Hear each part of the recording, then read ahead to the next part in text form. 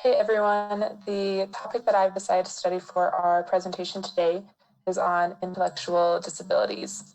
The three objectives that I have for what I'm going to present today are to first identify common signs of what an intellectual disability may look like in a child, then to be able to empathize with those that have intellectual disabilities by learning from their experiences and understanding how those intellectual disabilities develop.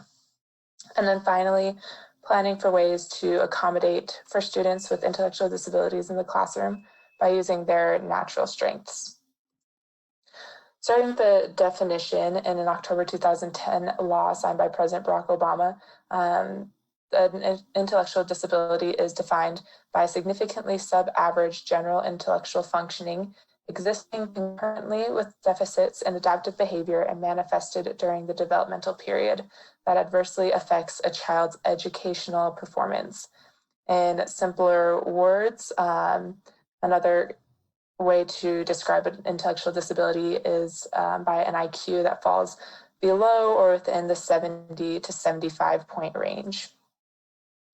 There's a couple of different categories that, or categories of components that go into an intellectual disability. Those are intellectual functioning and then adaptive behavior. Usually someone with an intellectual disability will struggle with both of these things.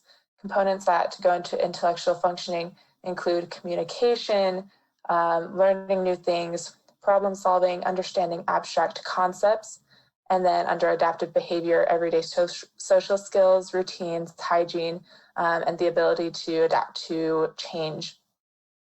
It's important to understand that with an intellectual disability, it doesn't mean that these things can't happen, but they may take longer than their peers on average.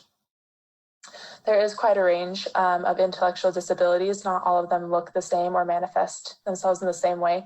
85% of intellectual disabilities are actually mild, which means that people who have these intellectual disabilities can learn to read, write, do math problems, and will be able to function independently for the most part. 10% of the population of intellectual disabilities require more oversight and supervision, but are also able to perform most of these functions.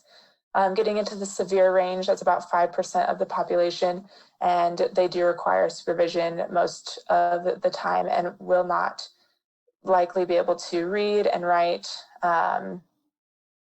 in general situations. In a smaller category, 1% of the intellectual disability population will require intensive support throughout their lives, including ongoing nursing and therapy. There's different ways to identify how an intellectual disability appears in children, depending specifically on the severity of the disorder. The Center for Disease Control and Prevention gives a few different symptoms of what to look for in development of children. They list things such as problems in learning to sit up, crawl, or walk, learning to talk later, or having trouble speaking, finding it hard to remember things, or understanding social rules, having trouble seeing results of their actions, and having trouble solving problems. A lot of those kind of go into the category of not being able to do or understand abstract things that aren't concrete. Different types of intellectual disabilities. There are several different kinds. Some of the most common known ones are Down syndrome, Fragile X syndrome, developmental delay, Prader-Willi syndrome, and fetal alcohol syndrome. Each of these have different causes. A lot of them have to do with problems during pregnancy, either immediately before, during, or after, exposure to toxins such as lead or mercury, complications from illnesses, malnutrition, exposure to alcohol or other drugs, or even trauma. This isn't a comprehensive list of causes, but it is what researchers have identified as common causes for these disorders. The one that I specifically wanted to focus on and learn more about, because I didn't know much about before, was Fragile X syndrome. This one is actually a genetic disorder, so not caused by any outside causes, but actually it is something that is found on an X chromosome. It's caused by a specific DNA sequence in the Fragile X gene that is found on the X chromosome. And as you can see in the picture on the right, the pink chromosome, it literally looks more fragile because of the way that the DNA is found on that chromosome. And this was discovered through molecular testing. Specific characteristics of someone with Fragile X is that they are easily overstimulated by sensory overload. They have tendencies to be very social, and they have very strong visual memories. Along with these kind of social or intellectual characteristics, they also have common physical features. As you can see, some examples of these that they have listed on here are having a prominent or a broad forehead, large ears or a long face, a squint, prominent jaw, among others.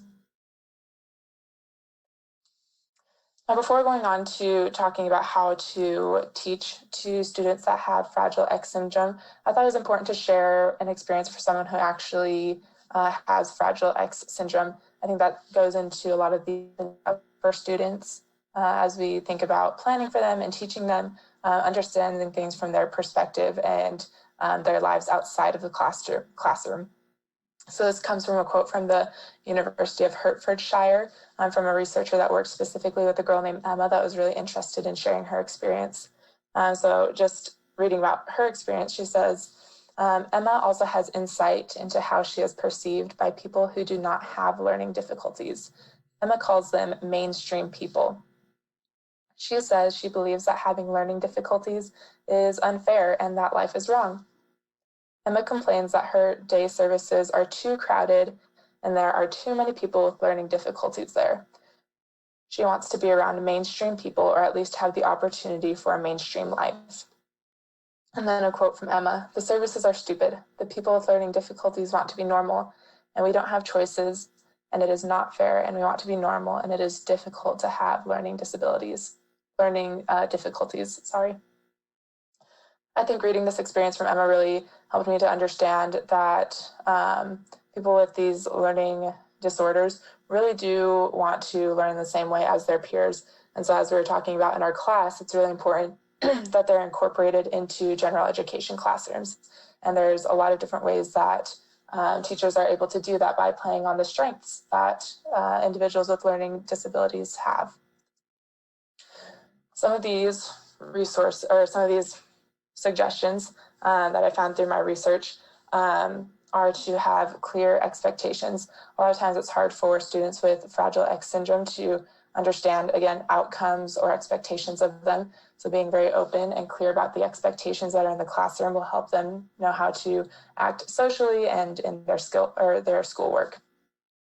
Taking time to understand when speaking with or explaining things to a student with Fragile X, and then in turn, taking time to be patient and listen to them expressing the problems that they have in the classroom and taking those into account when designing the classroom and the curriculum for your class.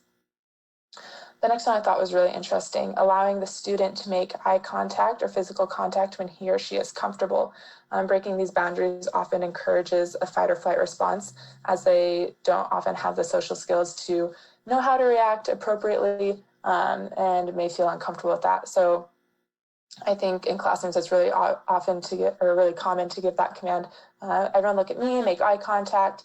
That may be an accommodation for a student with Fragile X syndrome to not force them to do that and let them be comfortable. The next one I thought was really important, using group activities to allow students with Fragile X to learn from their peers.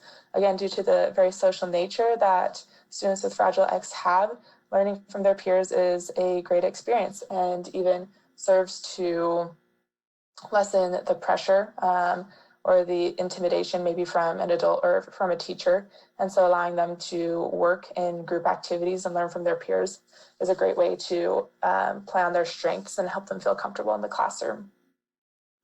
When making seating charts, make sure to take distractions into account, maybe placing these students at the front of the room so that they are able to pay attention and not be distracted by things that are in the classroom, and taking into account as well the possibility for sensory overload, thinking about fans, projectors, sounds from computers or music, things that may be distracting in the classroom. And then beyond that, really taking a look at lesson plans and making sure that they're simplified in ways that makes them feel successful and able to accomplish the objectives that you have in your lesson plan. And then the last point I have on here is just, as we've been talking about in class, learning a lot about people with these disorders and the circumstances that they live in. This website that I have on here, if I can jump to it really quick, has a great resource for learning about different age groups that have Fragile X syndrome. And so if you go to this website, the National Fragile X Foundation, they have lots of great resources across here, but this one that I have up is Fragile X syndrome resources by age group. And if you go through specifically for the age group that you plan teaching, for me, that would be high school. That has a lot of different resources on things that they might be experiencing at that age and things that you might want to be aware of. I think that would be great to take into account as you are planning lessons and classroom activities. Those are all the sources and suggestions that I have. There's a lot of resources and a lot of other suggestions out there. So I'd encourage you to look at some of these links and think about those as you go ahead and plan your lesson activities.